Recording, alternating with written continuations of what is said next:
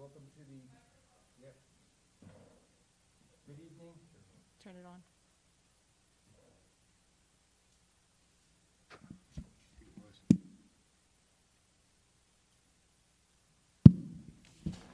Good evening. Welcome to the monthly meeting of the Lynbrook Board of Education, March 10th. If we could all please rise. Mr. Yeager will lead us in a salute to the flag.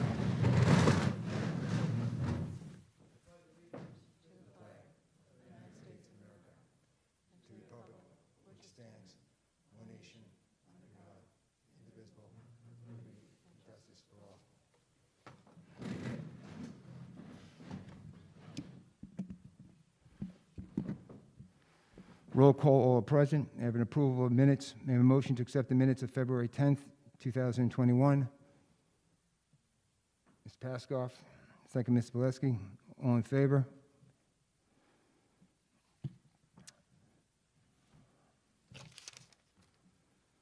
There will be no work session next week. There will only be an executive session for matters of personnel. Moving on to the art gallery. This month's art gallery show entitled Can You See My Screen? Features work from computer art classes. Please play the video, Gail.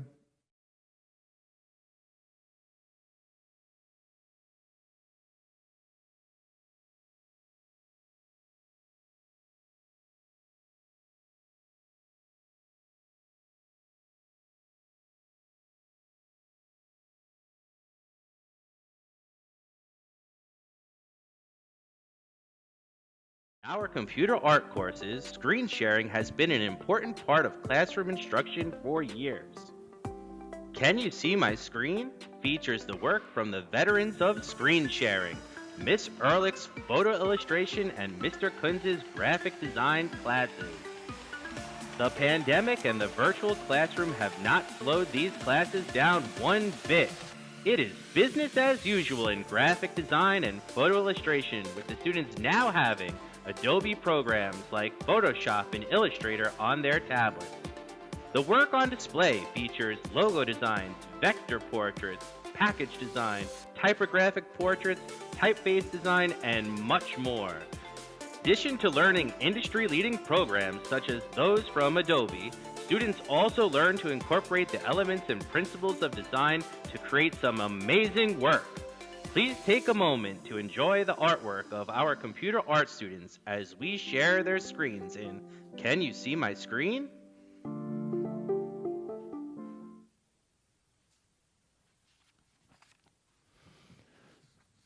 Thank you. Moving on, we have some new long-term substitute teachers. I do not believe any of them are here today.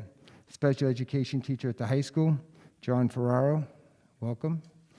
And a math teacher at South Middle School, Gabrielle Abate. Also, I'll give them a virtual. And we also want to welcome back Joanne Mara, who is a retiree, who will be coming back as a long-term substitute foreign language teacher at North Middle School. Happy to have you back. Moving on, we have one retirement tonight. Mrs. Diane DeVito, could please stand up. Whereas Mrs. Diane DeVito, personnel clerk in the Lynbrook Union Free School District, has announced her intention to retire effective April 30th, 2021 at the close of business after 3 years of service to the administration, faculties, and staff of the Lynbrook Union Free School District. And whereas Diane graciously accepted the role of personnel clerk on February 5th, 2018, she was a welcome addition to the clerical staff at the administration building. She approached each day with a positive attitude and the determination to do what she could do to help find qualified people to fill non-certified positions in the district. And whereas Diane's experiences prior to arriving in Lynbrook provided her with some background in human resources, she continued to expand her knowledge and skill set, learning all about the complex world of civil service. She attended special workshops offered through the Nassau County Civil Service Department in order to become familiar with new forms and procedures outlined by civil service. And whereas she was responsible for managing civil service paperwork, staff, salary information, observation and evaluation reports, and seniority and tenure information. She was also responsible for organizing the pay sheets for staff members. She reviewed the claim forms, verified the backup information, spoke to the building administrators and secretaries, asking a lot of questions to make sure that everything was prepared correctly. When the district began to implement different features within WinCap, the electronic management system for personnel and payroll information, Diane was willing to participate in any and all training sessions to broaden her skill set to support the district's needs. And whereas Diane was very kind to everyone who entered the administration building or called her with a question, her endless desire to offer her assistance with different tasks to help her fellow colleagues did not go unnoticed. Taking on various aspects of the attendance, assisting the Office of Special Services, explaining information to staff, faculty, and prospective candidates in detail were just some of the ways she went above and beyond to support everyone she came in contact with each day. And whereas Diane demonstrated her continued dedication to the district by altering her retirement date at least 6 times during the past year in order to help the civil service side of the personnel office survive the pandemic. Whereas the Lynbrook Board of Education thanks Mrs. DeVito for her commitment to Lynbrook schools and wishes her a happy and healthy retirement with her husband Joseph and her daughter Lauren, her extended family and grandchildren. Diane will most certainly enjoy her retirement years spending time with her family, especially with her grandchildren. She plans to also spend some time traveling. Diane's enthusiastic persona, her cool beans attitude, and her love of family and friends will keep her active in her retirement years. And now, therefore, be it resolved that the Board of Education hereby accepts the resignation of Diane DeVito for purposes of retirement. Congratulations.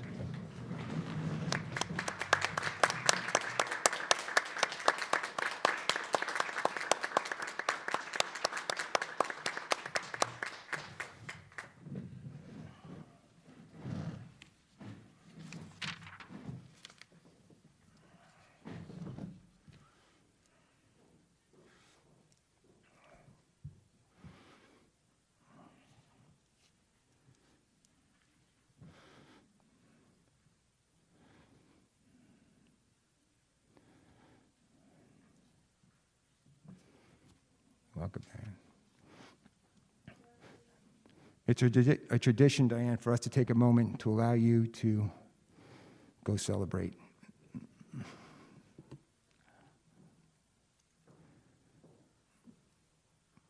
Oh, she can stay and watch.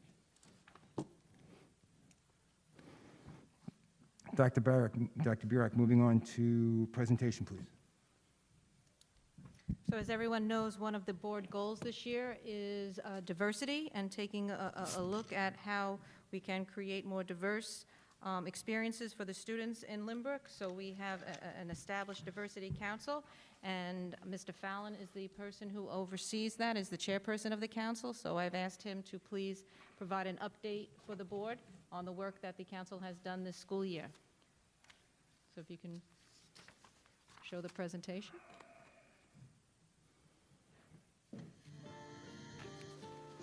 Good evening, everybody. This is Mr. Fallon, the principal of Lynbrook North Middle School. I am also the chairperson for this year's Diversity Council, and the following will be a presentation for our Board of Education on the important work that we've been doing on the council this school year. You may not realize that the work of the Diversity Committee has been underway for several years. In the 18-19 school year, the committee focused largely on increasing parent engagement with our non-English speaking parent population. A lot of our work was centered around facilitating a stronger home-to-school connection with our Spanish-speaking families. Several evening events were held specifically tailored to this segment of our school community. Historically, as a district, we hadn't specifically focused our attentions on developing these homeschool connections. Using the lens of inclusion and equity and applying it to this work was important. In the 1920 school year, we focused on creating a mission statement and recommending hiring practices that would encourage growing a more diverse staff. One of the themes that has been noted by students and parents over the years is the relative lack of diversity in our teaching and professional staff, and something we all agree we will work to change. Last year, Dr. Berman participated in the Nassau BOCES Diversity Job Fair, which now allows us access to a more diverse pool of candidates for all of our upcoming positions. And recently, Dr. Berman shared directions to all of the district personnel responsible for screening resumes and our other hiring procedures, which allows us all access to this pool of potential candidates. During the spring-summer of 2020, the administrative team had many discussions about the renewed importance of the work of the Diversity Committee, and we agreed to refocus the committee, elevating the status from a Diversity Committee to a Diversity Council, and seeking input from a wider representative group of stakeholders. The Diversity Council at present has 48 active members comprised of high school students, parents from all levels, teachers and administrators from all levels, and 2 of our central office administrators, including our Superintendent of Schools, Dr. Burek. During this past summer, the entire administrative team for the district engaged in self-guided professional development using the book Not Light But Fire by Matthew Kay. We engaged in robust professional dialogue, and our work has helped us to forge ahead together this school year with a common understanding of some of the more challenging issues we are facing today as leaders and educators. This fall, we kicked off the school year by launching the new Diversity Council and quickly sought out interested participants and began the important work that lies ahead, some of which is outlined in the following slides. The New York State Department of Education has tasked all public schools in New York State with undertaking this important work, as you can see on the slide displayed before you. Our Diversity Council has been focusing on these guiding principles this school year, and you will see evidence of that continued throughout this presentation. One of the more recent discussions and developments that took place at our Diversity Council was centered around the second bullet point on this slide, the idea and importance of conducting a cultural audit that incorporates feedback from all stakeholders and helps give us hard data that we can use to continue to identify areas where we can focus our efforts on improvement by developing more precise goals and objectives as our work continues.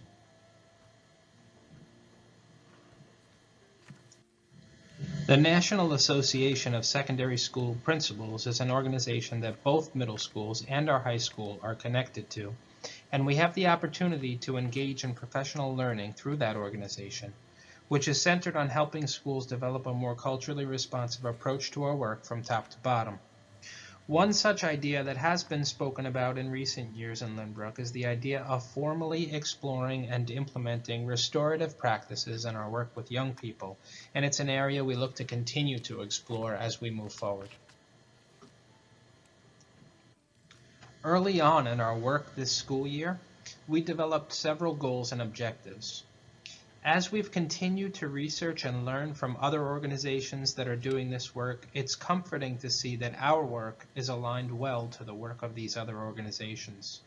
The third bullet is one we continue to discuss and research, as this work comes with a necessary expenditure of district funds, and one we are exploring very thoughtfully before engaging in any work that will cost the district money. Professional development is an important facet of this work, and finding the right opportunities for our staff and our stakeholders is a responsibility we're not taking lightly. Anything we bring forward for consideration will have been carefully considered.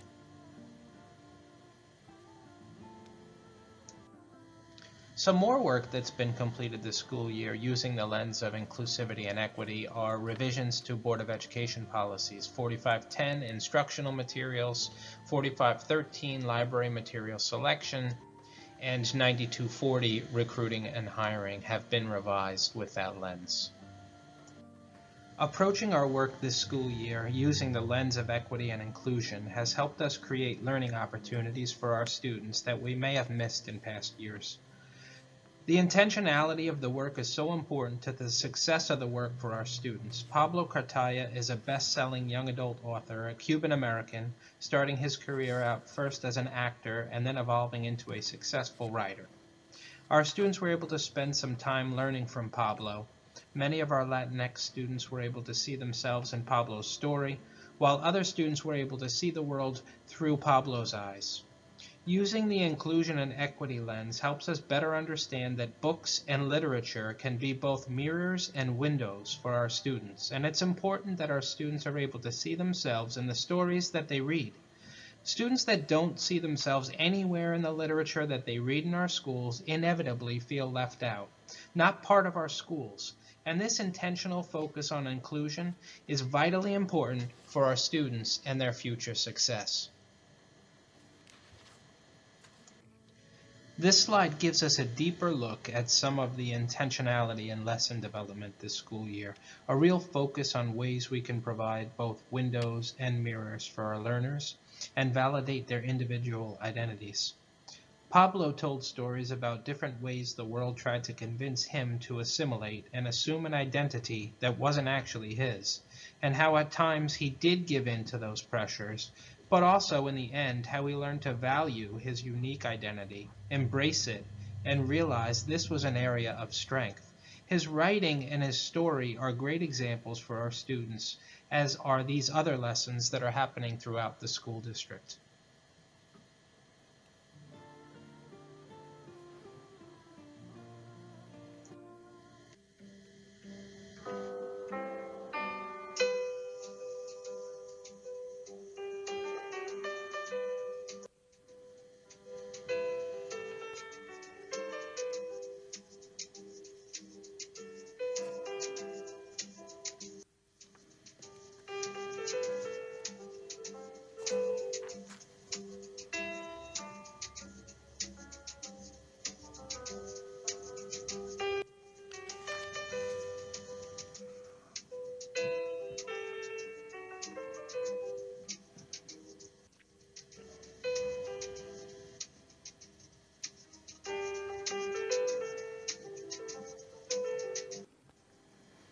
And our work continues. The Board of Education is currently reviewing a diverse book list developed by the high school English department to offer students a choice from approximately 10 to 15 titles per grade tied to a central theme, as you can see here on this slide.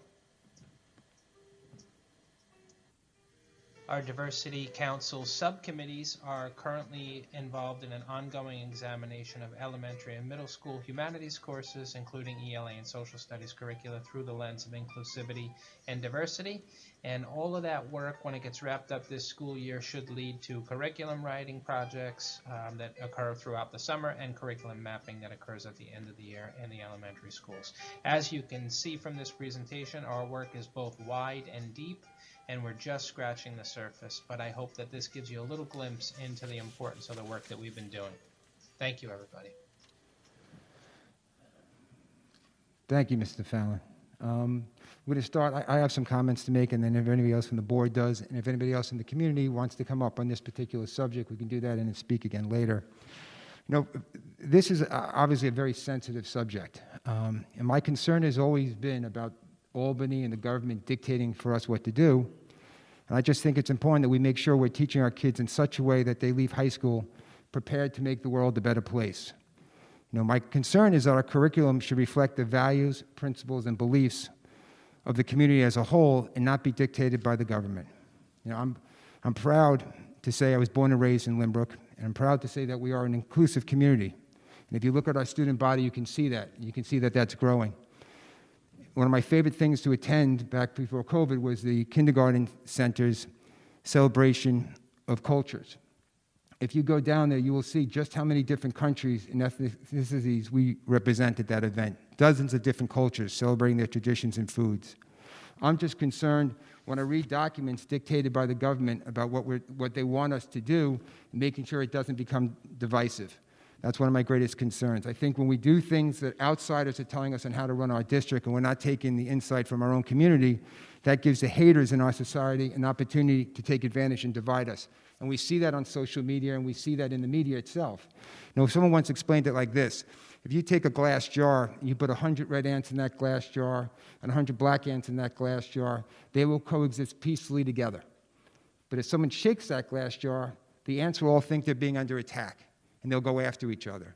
And sometimes when these subjects take place, you have to ask yourself, you know, who's shaking that glass jar? Who has an agenda other than making our kids into the best version of themselves? I'm just hoping our diversity program and curriculum will be teaching our kids concepts that will make the world a better place. They should be taught about how to be loving, how to be caring, empathetic, and inclusive. Let's educate them on the right way to live, how to treat each other and be accepting of others that are different, that loving someone is the most important thing. Follow the golden rule we learned in kindergarten. Treat people the way you want to be treated. Respect them for who they are and not for the way they look. Teach them that the kid next to you, irrespective of their color or their race, is your brother or sister. And if they need help, you should be willing to help them. I just hope these overall concepts will continue to be worked into the curriculum and not political rhetoric. Let's focus on what matters and not let anyone else shake the glass jar. Anybody from the board want to address the issues? Anybody else from the community do? Okay. Well, again, Mr. Fallon, I had a Sure. question for Mr. Fallon, and maybe he could probably answer it. The part about the books at the end, the introduction of the 10 to 15 books per grade level. I teach English at the high school level, and I saw the list, and I teach a lot of those books. And some of them are difficult topics, so I'm just curious, the intent of how to teach it. You know, sometimes leaving kids to their own devices, especially at a young age, to read that stuff and not, so how is that going to be implemented in terms of being led by our professionals, our teachers, outside people, stuff like that? Yeah, that's actually more my area, I think, than okay. Mr. Fallon's, just because it is high school level. You know, this is all being done in conjunction with the entire English department. They've been working on trying to implement some of the principles from the Columbia Teachers College, and there's a whole unit on how to do book choice type things with students. So they actually have been working through that methodology, and that's what they're going to be using with those titles. And so the teachers will be trained on how to Yes, handle they've been multiple working with the topics? department. This is something actually the department's been working on, I'd say, for like the last year and a half, trying to figure out best ways of allowing kids to have book choice, which means that, you know, instead of everybody coming in and reading, let's say, Hamlet, and we're all going to discuss Hamlet, they are working on ways to bring in multiple titles so that they can talk about themes across books and such. So the ideas and the principles are what drive the class, as opposed to the curriculum becoming the actual work itself. I just have a quick question, Jerry. Is it one book choice per grade per year, or Yes, is it? that is correct, okay. yeah. So, Ms. Fleck, I mean, Mr. Yeager and I, and Mr. Pileski, as coaches, we talk about these issues a lot. You know, we joke about how the fact that we wish society would treat each other the way we treat our athletes and the way we treat in the locker room, where you're not really looked at anything other than the kind of person you are and what you bring to the team. And one of the things we lack in our society is to have civil discourse on these type of subjects. Most people will say they can't talk about it. They don't want to talk about it because it's too sensitive to them. I'm hoping that part of what we're doing is making sure that we're not using political slogans, and that anything we're teaching our kids includes the variety of different sides. You know, it shouldn't be political agendas. We should be teaching them all different sides of the issues, whatever they may be, the historical perspective or any other aspects to it, because being able to be critical thinkers, I think, is an important part of being inclusive and better understanding the people you're out there to meet. And one of the things that I know that Mr. Fallon had mentioned earlier, you know, the administrative team had all read the book by Michael Kay during the summer, and that book actually pretty much summarized, you know, you just gave a summary of the book without reading it. You know, they were talking about how you have that kind of discourse and are respectful of both sides so that you can approach topics that may be of a sensitive nature and not make everyone in the room feel awkward every time somebody has a different opinion than yours. Hopefully that could be the goal. I appreciate it. I think that will make them better suited to handle things in our society and get us to be a more understanding community. So, And also, would you mind, just for people, anybody who didn't know, you mentioned restorative practices? Maybe just like a quick explanation for anybody. In here. Mr. Fallon, if you could talk at the mic, please. Thank you. Okay, I think I got it. I mean, you know, discipline's tricky, and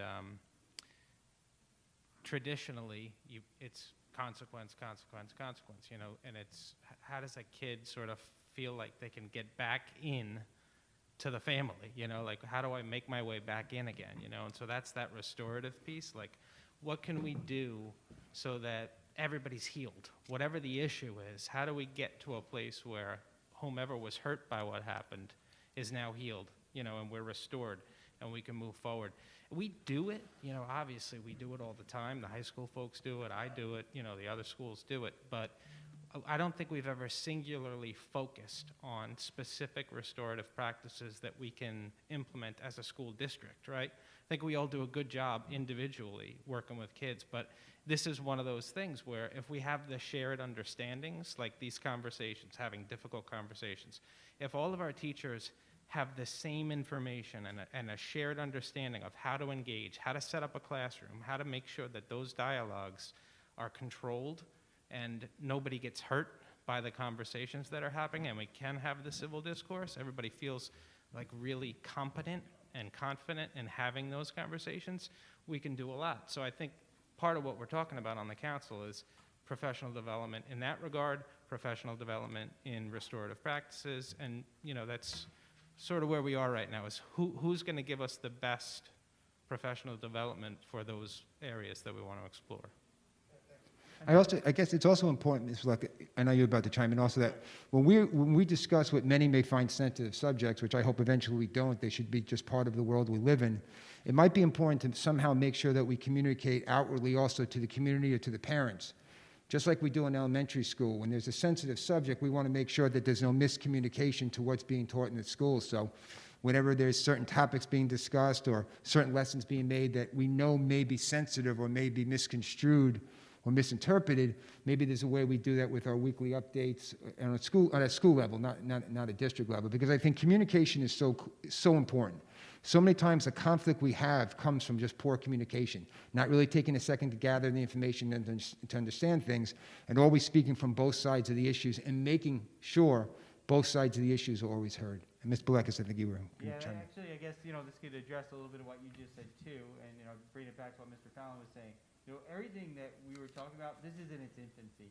This is our first year really trying to develop a common mission with all of our stakeholders involved, figuring out what our goals and objectives are so that we can pick the right professional development.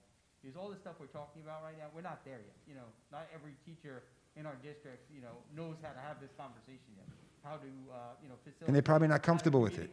Right, and there are probably plenty of people that are not comfortable yet to do this, but that's why we need to figure out, this is what we want to accomplish, this is important to our community here in Lynbrook, and then we're going to bring in somebody to help us to get to that place.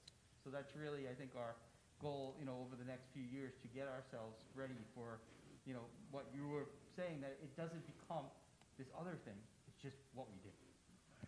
These conversations, people should learn. I mean, we have adults, middle-aged adults who can't have these conversations. So if our kids are learning to do it now, they'll be much better people, and we'll be a much better society for that.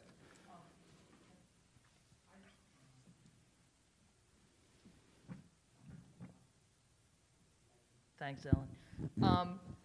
Mr. Bellman, I guess I'm the optimist in this, because having put a kid through the high school during I guess a period in our history where there were a lot of conversations that were emotionally charged and complex, I found that my daughter came out of the high school having so much more of an interest, not an aversion, not a revulsion to other opinions and attitudes, but a genuine interest in learning, in listening, and in having a discussion with that person, to the point where other parents in certain classes would comment to me, wow, isn't that amazing what has happened in such and such's class? And sometimes their kid would be the very kid that she would be debating with. So I feel like we've sort of primed our culture to introduce this, and yes, it's complicated, and yes, at times it might be uncomfortable, but I think, we've kind of primed the culture to be ready for this in our schools so that we can have these respectful, meaningful, impactful discussions and learning opportunities with our kids.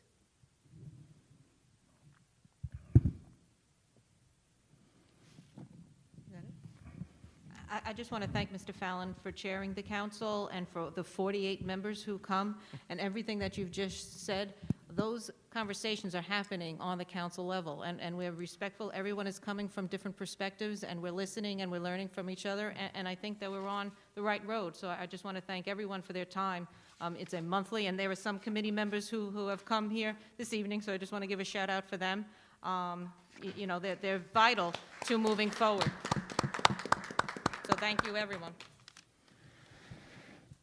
Moving on to reports from trustees. Let's do the first readings, and we'll get to you. I know you want to speak, and Mr. Yeager has a side issue. First readings on the gender-neutral single occupancy bathrooms. board meeting procedures, and student attendance. Voting procedures and applications for absentee ballots. Yeah, so we did a first reading on policy 0101. Well, the 0101, the gender-neutral single-occupancy bathrooms, 2120.2, the voting procedures, and 2120.2E, the application for absentee ballots. Those came down from the state. So we did our first reading on those.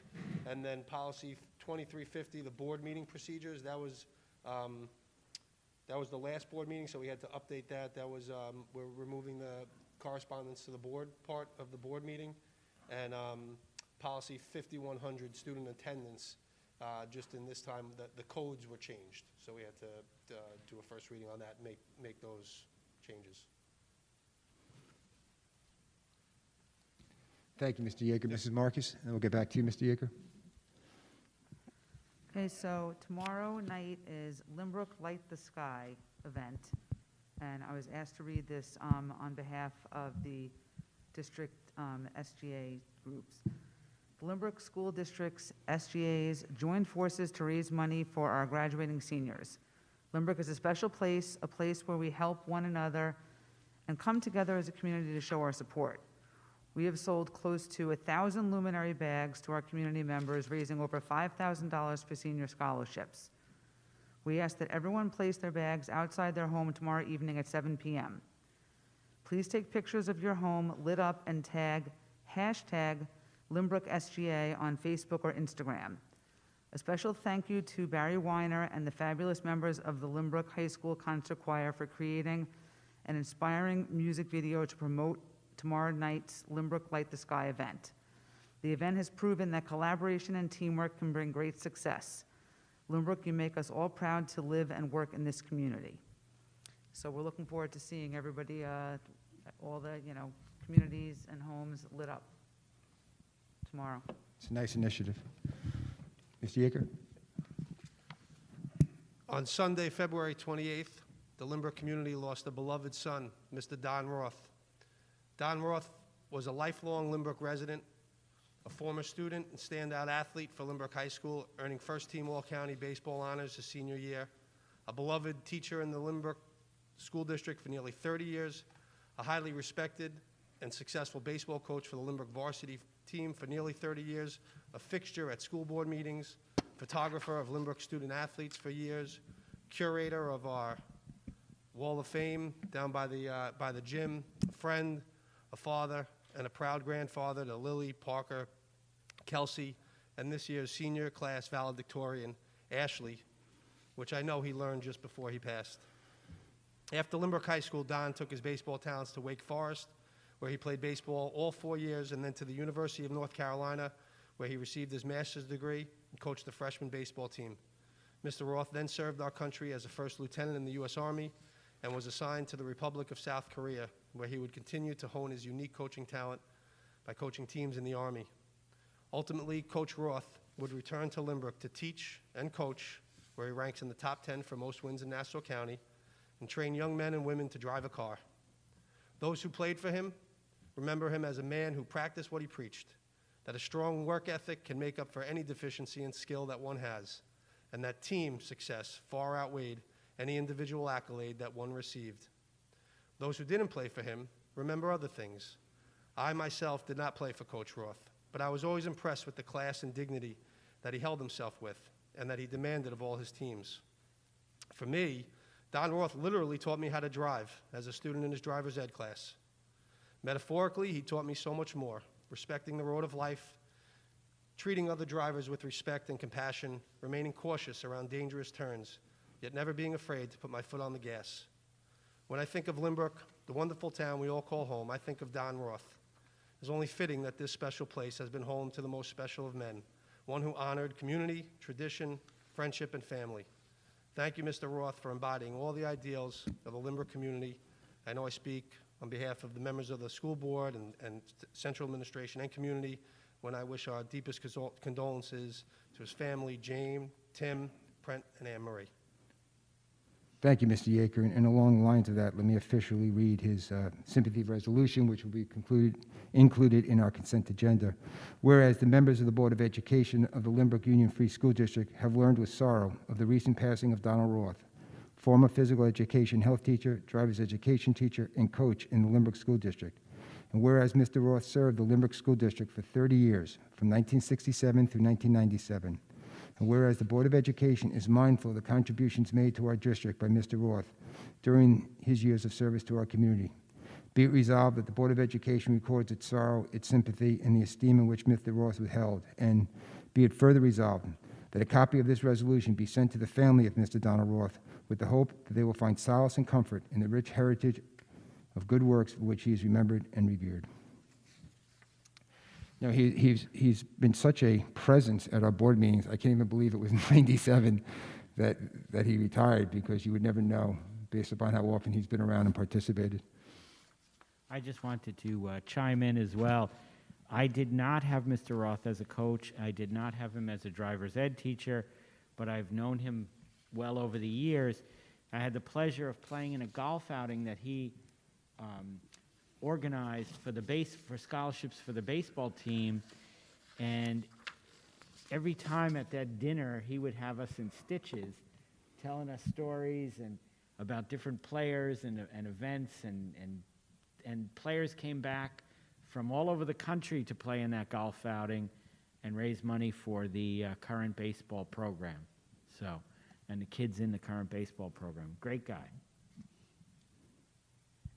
Yeah, I second that. I not only didn't not have Don as a teacher, I didn't even meet Don through the school district. I met Don through church, because Don was went to St. John's Lutheran, and when I got on the school board, Don would start approaching me, and afterwards, because he'd have things to tell me, things he wanted to share with me, because he was very passionate about this district and had no lack of opinions. And my husband would always laugh and say, here comes Don.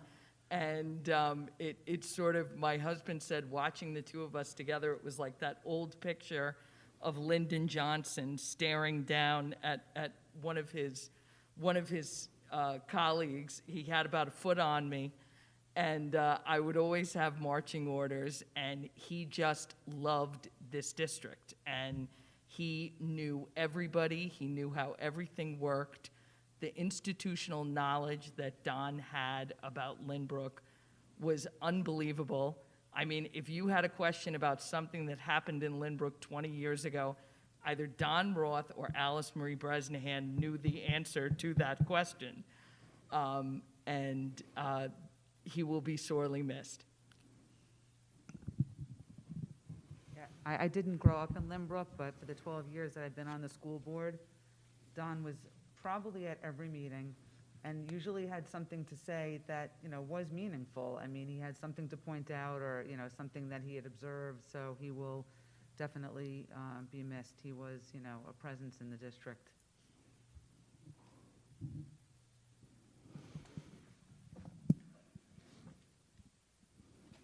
And even in, the last few years, taking the pictures for many of the student athletes. And I know, even when my own students heard of his passing, they really felt, he still had such a presence even in the lives of the students in the district. He will be sorely missed by all. Moving on, there is no old business. Under new business. This is a report from trustees. Oh, that's right. I actually attended the virtual cabaret night, and I heard a wonderful performance by Mr. Yeager's daughter on a song that I happen to like, and my branching out in my musical appreciation. Great event. These kids were very creative in their, to do it in the cafeteria is one thing, to do it virtually and to keep me entertained is another. So I appreciated that night. I attended the virtual vocational fair, Props to Mrs. Bogard, who was getting the technology down. She had to manage probably 15 or so different organizations, and it looked to be about, close to 30 different parents and families who attended.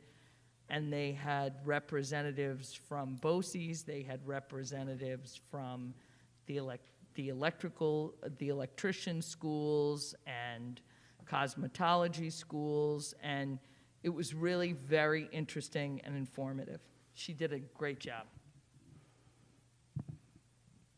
Well, the time that they're putting into a lot of this stuff is really, the National Art Honor Society, Mr. Kunz and Mr. Lentini and Mr. Senna, and I'm sure there's others, but those are the three that I know. It was unbelievable. They're really putting a lot of time into these, these virtual celebrations, which are unbelievable. Cabaret night, too, was really, really awesome. So, and Human Relations Day, same thing. All this stuff that they're putting so much time into and so much work goes into the virtual part, maybe more so than actually doing it live. So I give, the staff, Ms. Kirby and all the other teachers so much credit for all the work they've been doing. It's been nice.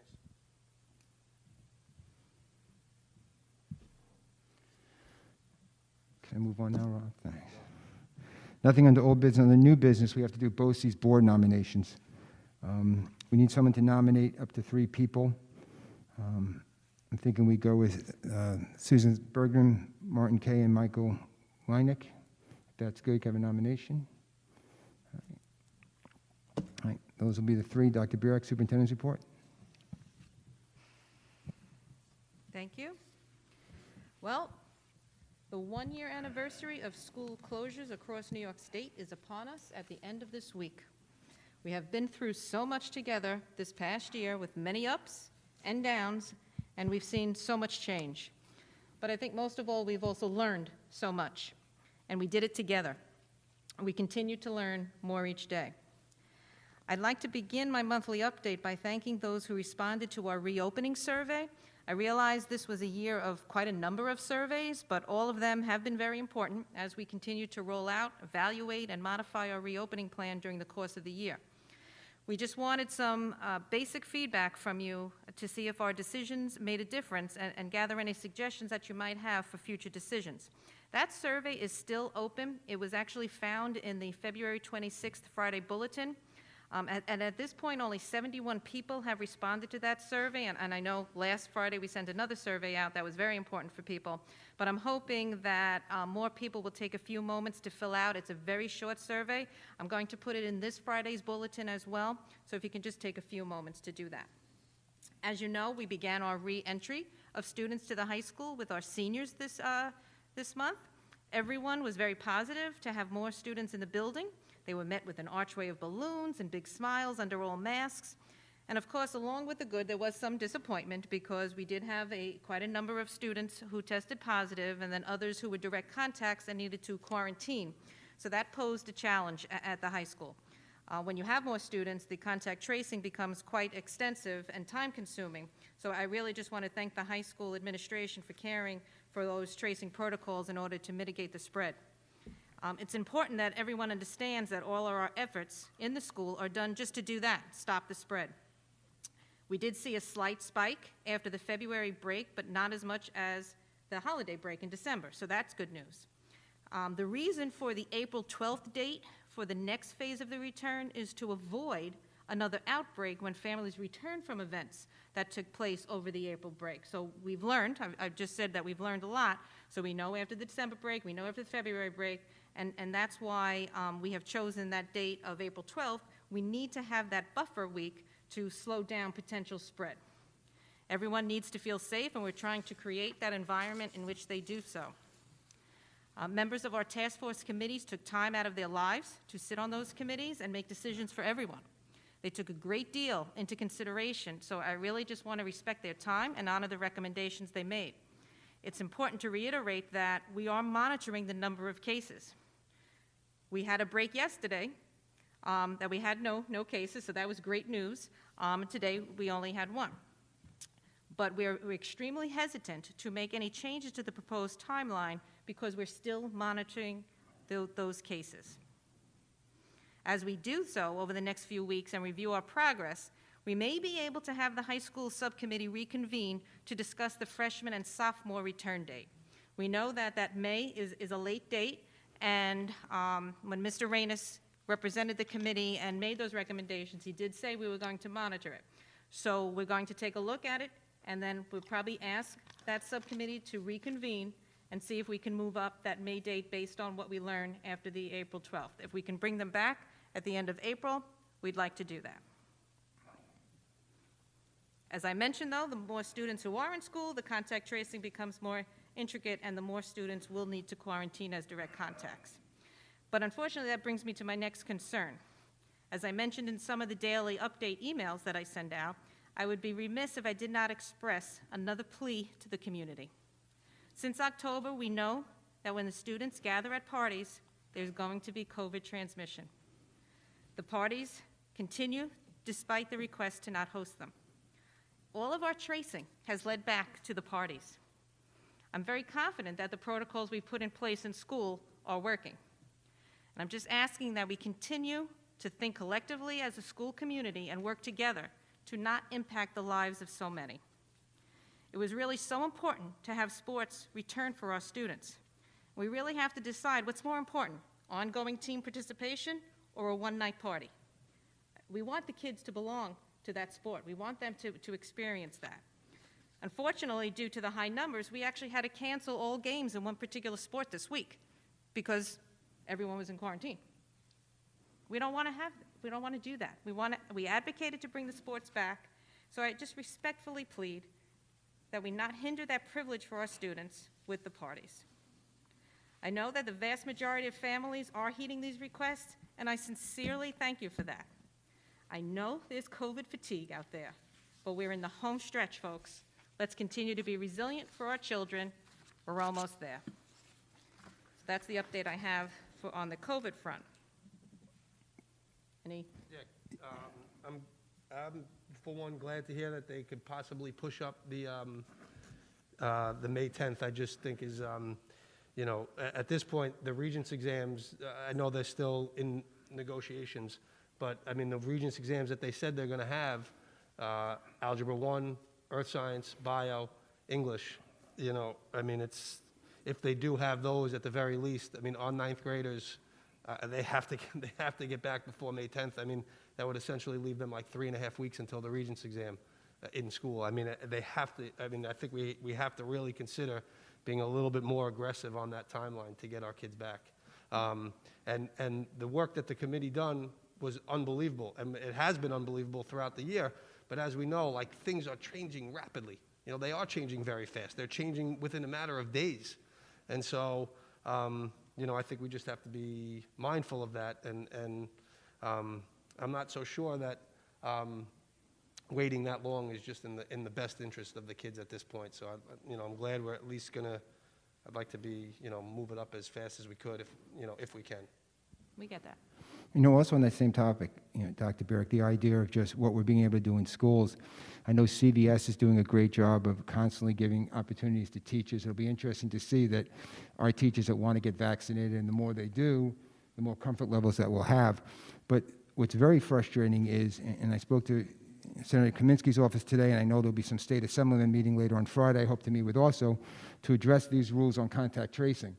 So as you pointed out, we have students that are doing everything they're supposed to do, but if they're situated in a classroom with someone that hasn't been doing it, or maybe it wasn't their fault, it just seems to me that the science that's continuously being used now is old science, and the state hasn't spent the time or energy, like they don't typically do when it comes to schools, to look at what's going on. I spoke to an ER doctor today who told me that the possibility of transmission from a positive person with a mask to a non-infected person without a mask was 1.5%. And he said that would be at 6 feet and exposed. So with masks, it only drops down less than that. So it's just frustrating. I'm hoping that by the end of this week, the state will give us better guidance. And I guess you also indicated to me it comes from the Department of Health also, right? We have to deal with, is the Department of Health at the county level following state guidelines, or do they have their own separate guidelines? Well, sometimes they do follow, and sometimes they don't. Right. So they're a little slow to adopting CDC and New York State guidelines. I, too, speak to the Department of Health quite frequently, and it was just confirmed with me again that direct contact is actually 15 minutes or more, 6 feet, irregardless of mask wearing.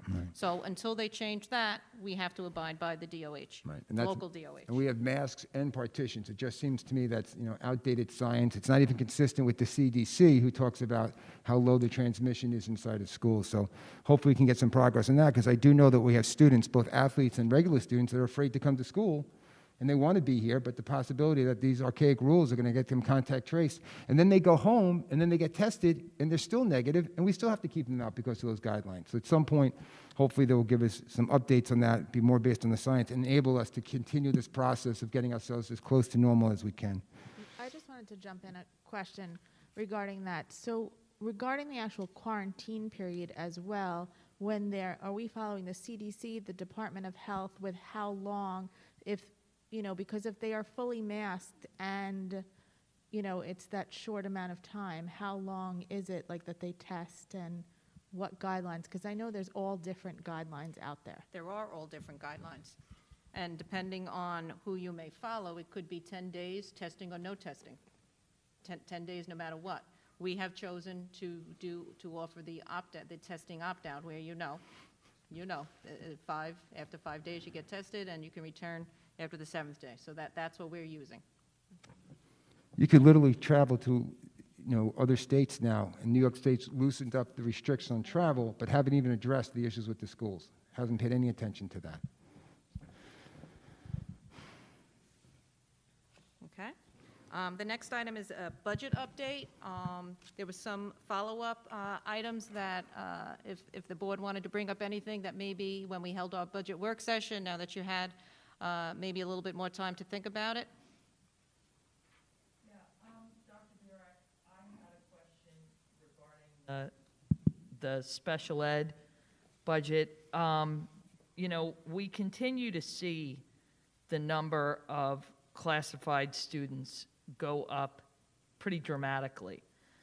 And yet, I'm not really seeing the back-end support for that department. What kind of, can we get creative and help them out and give them the support that they've long needed? Sure. So the board was presented with some of the numbers and some of the growth that we've seen as far as the number of students who are classified. So while you're adopting the budget this evening and we're not changing the bottom line figure of the budget, when you ask about being creative, we do utilize grants to the optimum level that we possibly can. So we could take a look at increasing perhaps the CSE role, who's really, that gatekeeper for the classification of students and holding that. And right now we have a 0.5. We could increase that to a 1.0 and use grant money to offset that. And then also if we do something like that, there's a lot of paperwork involved, and there's a lot of revenue and expenses that maybe on the financial end we can increase another position to take on some of the business things and maybe reallocate. So we can do that using grant money, and if the board is okay with that, we would go ahead and do that, and then that would actually be included in the budget hearing when we do an updated presentation for the community in May. So we can look at that without changing the bottom line of the budget. So when you adopt the budget this evening, that remains. I just have a question about the grant money. When does this grant money expire, and how would we then pay for that continued Well, it's the position? annual IDEA grant, so Okay. we get that money every year. Okay. Okay? All right, so if you're amenable to that, we will do that. The other follow-up from that, I believe Mr. Paskoff had asked a question about pilots and the taxes, and Dr. Lynch said he would provide an update. So this is always a concern of the boards regarding payments in lieu of taxes. So Mr. Paskoff asked for some detail on this from last week. So we are currently, when we did the slideshow last week, you saw that $4,782,891 is going to be our pilot figure. Of that, approximately $1.5 million is in contracted pilots. So those are properties that through negotiation with governmental entities, have been removed from the tax roll and now are paying a payment in lieu of taxes. There are currently 8 properties that have that status. If you remember, we had a big conversation about this a few years ago. We had a slew of them come on in 2016. That is the last time that we've seen that increase of that much, but it remains at the 8 properties. But I think, Mr. Paskoff, your specific question was, how much is that in real dollars that is not on the tax rolls? So it's actually very transparent. If you go to mynassauproperty.com, you can actually input the addresses of the properties that have this status. And when I did that and added them all up, it's about $2.1 million. So we are losing, well, we're not losing. Yeah. We're reallocating, so it becomes more of a burden on the average taxpayer. So let's just clarify, we are not reallocating, the county is reallocating. The county is, yeah, that's the exact point. So, We are not so we are made whole no matter what happens. Right. It is the tax base that you're talking about. Right. So the Class 4 properties, that money comes out of the Class 4 properties. What I have to check on is I believe it remains within the other Class 4 properties. So that is something that, that it would have a huge impact on the other commercial properties in the district. Gotcha. So, And then don't forget, the county also assigns the adjusted base proportion. So the way they try to manipulate so that it's not that full burden on Class 4, they'll change to the adjusted base proportion, and then, maybe the homeowner picks up a little bit more, the condo people pick up a little bit more. So they manipulate the numbers that way. right. So I think one of the things that we need to take from this is that, and we talk about this every year, and there's a sway in this direction from what I'm reading, that more and more people are becoming more and more aware of the damaging effects of the pilots, and more people are starting to complain. And I think we need to lobby against the pilots in a more aggressive way going forward, because you look at some of these pilots, they're relatively new, and it's ridiculous. Yeah, yeah. Of course, the only caveat is that we made out with the movie theater. If right. ever open, yeah. Right. Well, their payments are still like that's their choice. Okay, curriculum update, Dr. Belekas? Mr. Yeager already stole some of my thunder on this one, but just to give a little bit of an update here, I know that he had mentioned that the Algebra 1, the English, and the Living Environment and Earth Science regions were the ones that are still on the table for June. One of the things that is still ongoing is that the state is still petitioning the federal government for a waiver. To support that effort, actually, they have been surveying the field, and they are collecting information about what type of local assessments are being given. And I think right now they're going to use that information to plead their case to the federal government about why we are assessing children, almost on a daily basis in our school districts, and providing meaningful information to both the students and their families. So that is something that is ongoing, so we'll see what happens with those exams. The only caveat, though, that they've put out there is that the exams will not be required in order to graduate. So even though we are offering these assessments, or possibly offering these assessments in June, students will not be required to pass these assessments in order to graduate. The other big thing that is happening, the New York State Board of Regents is actually meeting next week on March 15th and 16th. At that meeting, that's when it's supposed to become official that they are going to cancel the exams that are not federally required. So hopefully we'll have that in writing after those meetings, but those exams that would be subject to being canceled would be the Algebra 2, the Geometry, Chemistry, Physics, Global, and the U.S. History and Government. So, that is what they are supposed to be proposing. The other proposal that's on the table for next week at the Board of Regents meeting is to cancel all exams in August as well. Thank you. Ms. Well, let me ask you, Dr. Burke mentioned earlier, the survey we put out, that only 71, you said, Dr.? Yes. So that's a survey we're utilizing to find out how many people want to come back in. No, that's I the wanna March make 5th survey. March 5th, okay, I want to make sure. No, many more people responded to that. Right. Can I ask a question regarding the testing? So those tests, even though they're not required for graduation, would they affect anyone's averages for the year? The way that they wrote it, it said basically that it wasn't for student accountability purposes. So our interpretation at the moment, unless we're told otherwise after next week's meeting, is that it wouldn't affect the student's average. So they really, That's kind of our interpretation right now of what they have written. You know, we are all waiting, awaiting guidance right now in writing, but that, they did, what happened was the federal government first put out a statement. The next day, the State Department put out a statement. But it was very short and vague, but it did say about, not holding students accountable. And one of the other reasons, too, is right now we do have students that never come on our campus. They are fully remote, and I know we're making choices right now, but we have some early data on that.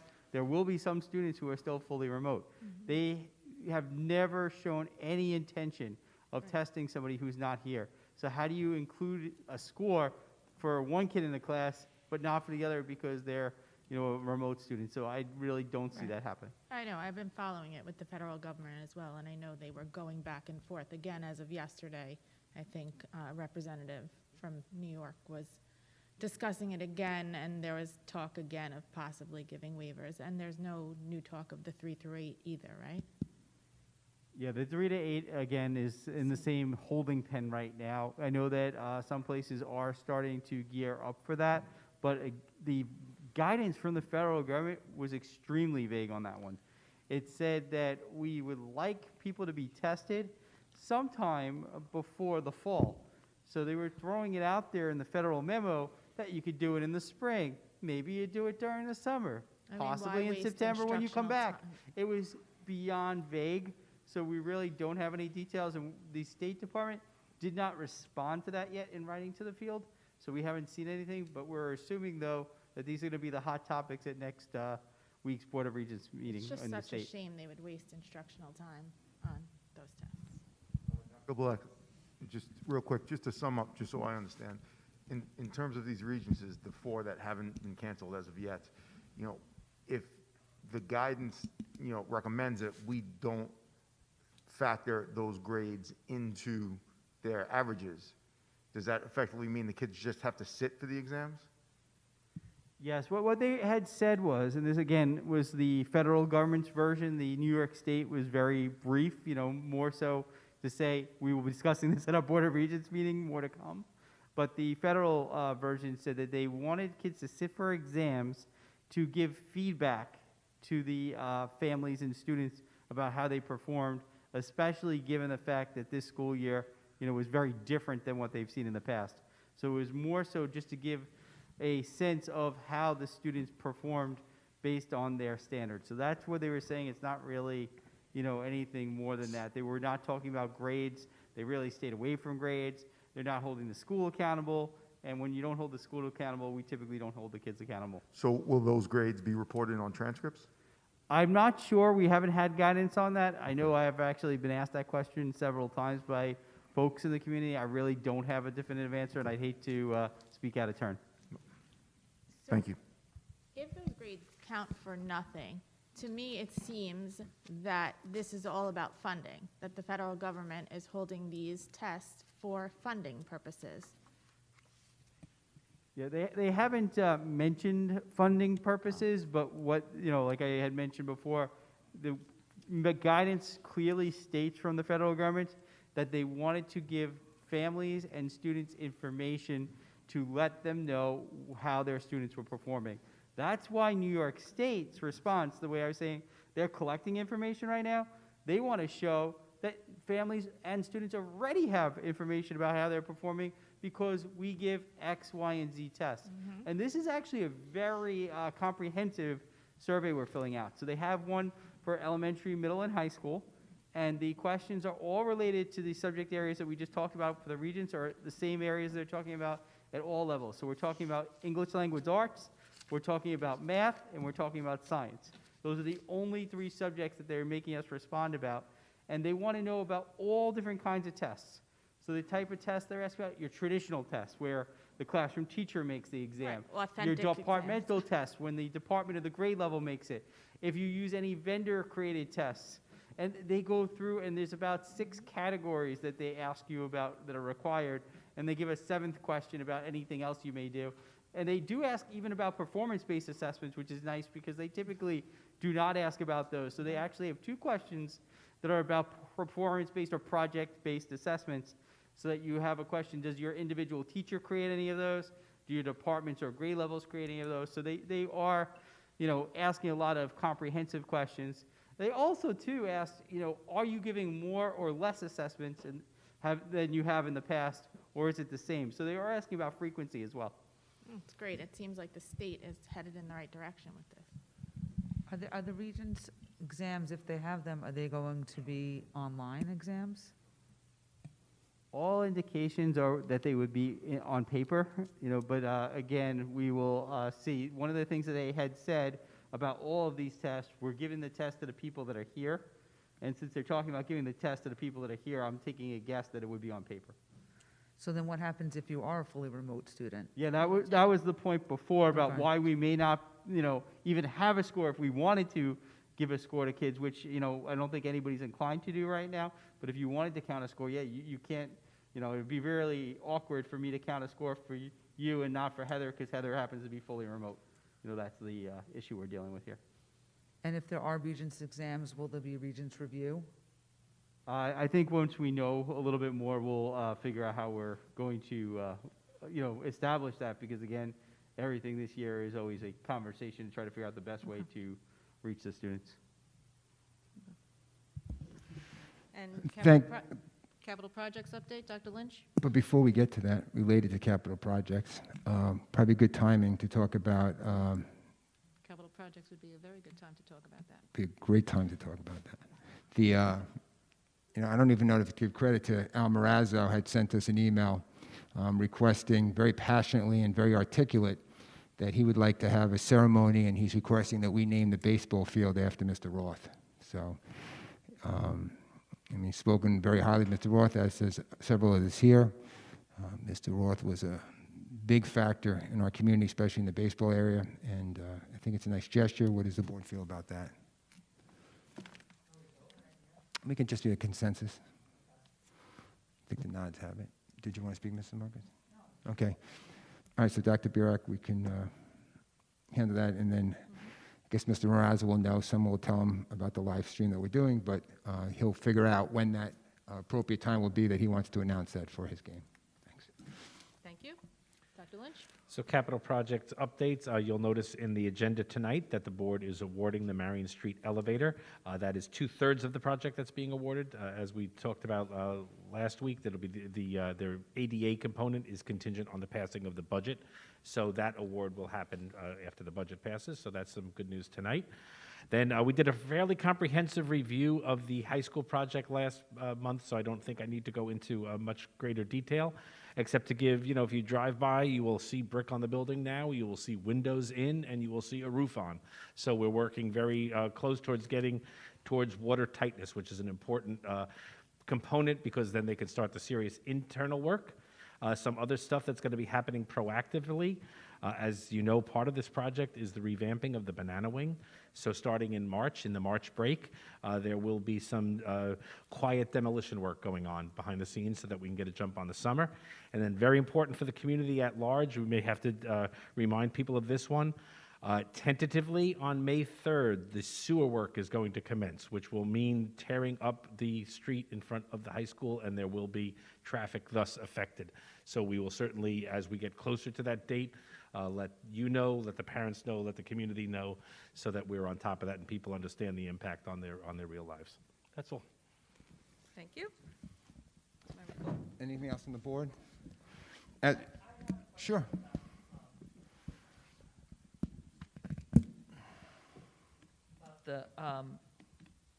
Because there had been a policy about the bathroom. And so since we're talking about the capital projects, with the high school, is there, because we have so many activities and events in the high school that bring extended family and stuff in, do we have a bathroom with a changing table in it in the high school? Like if you come to see a play and you have to change, like you have a baby with you, and do we have a bathroom with a changing table anywhere in the high school? Do we think the single occupancy bathroom might be the spot to put one in? I can certainly, we can look into that, because, certainly this auditorium is going to be remodeled, so as you say. Right, I mean, that's just what I'm thinking about. Granted, we don't, in the normal day, typical day, there's not a lot of babies in the building, but when you have events, you have babies, and sometimes you need to do some stuff with those babies, and you need some equipment to do that. It is written down, Thank so you. we'll take that under advisement. And that's all I'm saying about that. Seeing nothing else from the board and from the administration. As we move to public comment now, I know Mrs. Swerden, you've been waiting patiently, and you want to get back to class night, so if you can approach the mic. Then after that, all others who want to address the board, please come to the microphone, identify yourselves, whether you live in or out of district.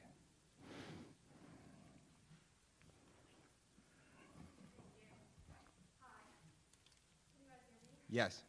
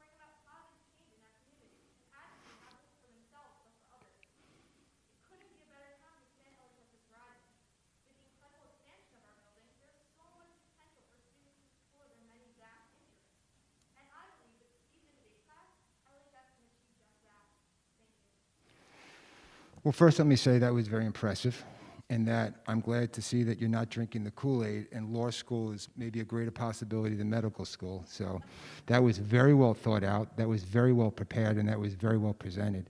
For one thing, any documents you have, you can leave on that table right next to you, and every board member will get some of that. And is there a place you can follow up with this, Dr. Bleckers, or? Yeah, I can actually follow up with Mrs. Miliacci. She actually teaches a course right now in the middle school level, on speech and debate. So that is something we can look at and see what the possibilities would be to expand. So thank you.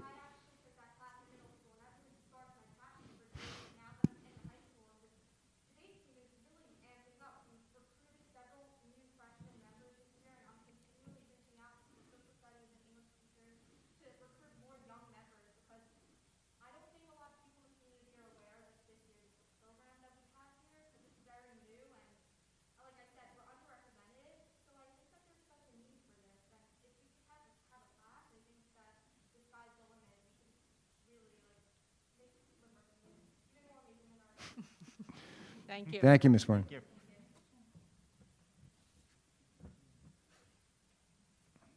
I think so. It's pretty good.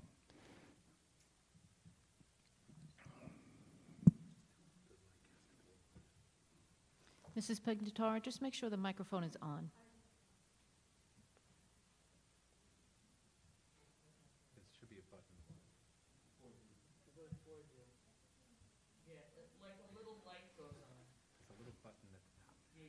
It takes a second to go on once you move it. Yes. Well, that was a tough act to follow. And I know I was getting a lot of texts that they couldn't hear you at home. So nobody got to hear you at home. A lot of disappointed people at home. So maybe we're hoping that we could get a published copy of that or something somehow. Anyway, Lauren Pignataro, resident. I am up here tonight on behalf of PTA Council. First, to invite you all, the board and the community, to our joint council event, which will be held on March 24th. It is going to be a virtual event about mental health and parenting during the pandemic. We're excited Laura Campbell from the Long Island Crisis Center will be there, and we will simultaneously broadcast a breakout session in Spanish. I feel so nervous, I don't know. I am not running this event. Allison Cords is with the support staff of the district. Oh my gosh. You want me to read the brick update? We also have a brick update, so Megan's going to do that. Okay. Hi, everybody. Megan O'Donovan, co-president of PTA Council and parent and resident. Mrs. Stalter couldn't be with us tonight, so I have a update on our brick project. We are so happy to share that since the January Board of Ed meeting, we have sold almost 600 bricks. Due to a change in design of the project, we're able to extend our deadline to the end of March or whenever we sell out. We can sell about 100 more bricks for the flagpole phase. We've had such a great response from the community, current and future families, alumni, staff past and present, administration, and some local businesses. Lynbrook Council of PTAs would like to thank the district for their support of our scholarship campaign. Let's see, we are excited to be able to say that not only will we be able to present scholarships to seniors in the class of 2021, but we will have a nice fund going forward for the future classes of LHS. Information and the website to order can be found on Facebook, as well as on the most recent district winter newsletter. And that's it. Thank you guys so much for all of your support. We appreciate it. Thank you. And Thank if you you. send me a blurb about the March 24th evening, I will put it in this Friday's bulletin. Perfect. We have one ready. We'll get it over Thank to you. you. Thank you. I don't want to put her on the spot, but, apparently the mic was down. Julia, would you want to read that again? Would you want to do that again? Practice makes perfect. Let's go. We got a lot of requests that they missed it at home, and I'm telling everybody how wonderful it was. So I think they should hear it. So. Okay. Thank you, and thank you for having me again. Because, think about it this way. While we all heard it, you are also speaking to the audience. So it's, Okay. for many of them, it will be the first time, so it does have value for them to hear what you were trying to, suggesting. Okay. Hi, my name is Julia Swerden, and I am in 11th grade. I would like to speak to you all tonight about a matter close to my heart, speech and debate. Let me start by acknowledging the incredible classes offered here at LHS. Students can choose from over 40 elective options spanning more than 8 subject areas. However, I would greatly appreciate if you could take a closer look at the course selection sheet, which I handed a copy over. There, you will notice the stark contrast in the number of electives offered in STEM subject areas and the number of those offered in the humanities. 19 courses are available in science, technology, and applied mathematics. Only 4 are available for students with an interest in English and social studies. As one of those students, I have found myself over my past 3 years at LHS searching for other methods to fulfill my interests. So I joined the school newspaper, the Student Government Association, and the newly formed debate team. However, I've really seemed to hit a glass ceiling in terms of my course selection. I've already taken the journalism elective, which is LHS's only English elective, as well as AP Psychology. Thus, I come to you with a proposal to create a new elective of speech and debate. The debate team, which formed last year, now has approximately 25 members. We compete in both debate and model Congress competitions with the South Shore Debate League, which includes schools such as Hafter, Yeshiva, Hewlett, and more. Although we hold our own at competitions, and many of our members have gained entrance to the National Speech and Debate Honor Society, we've really struggled to climb up the debate totem pole and continually place lower than these other schools. Lynbrook's also extremely underrepresented. While other schools have 10 to 15 students participating, we only have 1 or 2. For the first time just last week, I was invited to the South Shore Debate Invitational Competition on April 21st, where the top scoring debaters will face off in an epic battle of wits. As I mentioned, this is an extremely rare occasion, the first we've ever seen, whereas the private schools we compete against constantly place in the top ranks. Why? Because these schools teach debate as a class, whereas our formal training is little to none. We must compile research, practice argumentation, learn strategies, and prepare for competitions all on our own. And coming from someone who's experienced this for 2 years, the work is really comparable to that of an AP course. It takes hours of concentrated work, and leaving us to do this on our own, while other schools meet daily, places us at the greatest disadvantage. There's a need for this class, now more than ever before.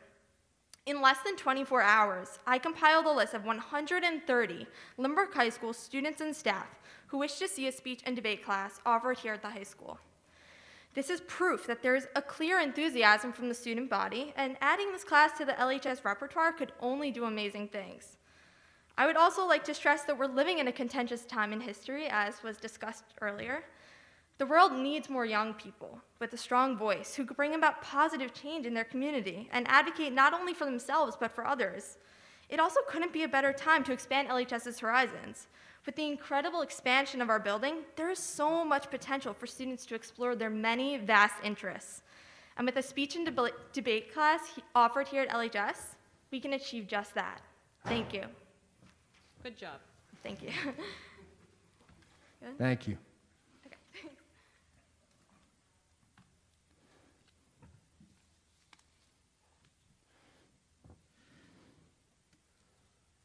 Seeing nothing else from the community, I'd like to point out to a change in Resolution 2103G21 on the budget vote notice. The State Assembly has passed legislation which reduced the number of signatures for a candidate petitions for school district. The governor signed the bill on Monday. The number for nominating petitions will now revert to 25 or 2% of the voters who voted in the 2019 election. Such number to be determined by the number of persons recorded on the poll list as having voted at such election. For Lynbrook, the number is reduced from 82 based on 2020 to 36. The board gratefully acknowledges a donation from the Blackboard Giving Fund in the amount of $500 for the purpose of supporting activities at the Kindergarten Center. Also have sadly, another resolution tonight regarding Dr. John Byra. Whereas the members of the Board of Education of the Lynbrook Union Free School District have learned with sorrow of the recent passing of Dr. John Byra, former English teacher, guidance counselor, guidance chairperson, high school principal, and assistant superintendent of schools in the district. And whereas Dr. Byra served the Lynbrook School District for 30 years, from 1969 through 1999. And whereas the Board of Education is mindful of the contributions made to our district by Dr. John Byra during his years of service to our community. Be it resolved that the Board of Education records its sorrow, its sympathy, and the esteem in which Dr. Byra was held. And be it further resolved that a copy of this resolution be sent to the family, Dr. John Byra, with the hope they will find solace and comfort in the rich heritage of good works for which he is remembered and revered. Superintendent recommendations. I'd like to ask for a consent agenda on resolutions 2003C1 through 2103C4, 2103NC1 through 2103NC3, 2103G1 through 2103G30. May I have a motion, please? Mrs. Hanson, second. Mrs. Marcus, may I have a motion to accept the consent agenda? Mr. Yeager, second. Mr. Plesky. I'd like to have a motion now to go into executive session to discuss matters of personnel. Mr. Plesky, second. Mrs. Donino, thank you. Passing. That concludes our meeting. Everyone get home, stay safe, stay happy.